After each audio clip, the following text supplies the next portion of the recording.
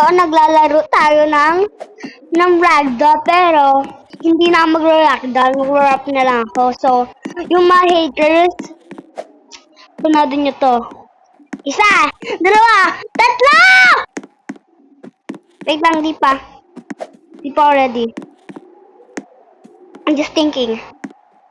If ikaw yung mga haters ko, dapat ma-hurt ka dito.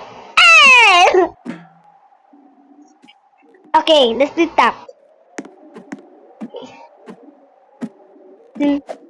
Hindi na nabibigyan hindi na mas mahaba pa ang buhay pero mukhang tanga. Di na kaya, pero dumakang tanga. Ina, ang buhaba. Lahat na halang ang naaarat siya. Hindi pa niya ang buhay ang paa. Hindi na kayo ang mahal gusto niya. Pag na kayo magsusubukan da. Di ba na, hindi na ba maglimog gusto sa? Wait lang, ulit. Hindi na kaya mo. Kasi kaya ng iba. Ikaw lang ang kaya mo.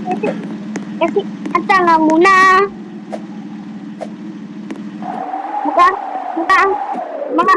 Ang bogi mo naman pero magboboka ka lang. Walang nakakagusto kasi mukhang tanga. Shout out si mga subscribers ko. Shout out, hashtag. Yes, doon may rap. Dapat may revenge sa mga haters ko. Bacon lang ako, tapos malakas pa ako magpainis. Bacon lang ako pero magaling ako pag inis. Hindi. Alam mo, bacon lang ako pero nakakainis din ako, di ba? So, rap ko yon. Dapat meron ako makikita ng mga videos na mga rap.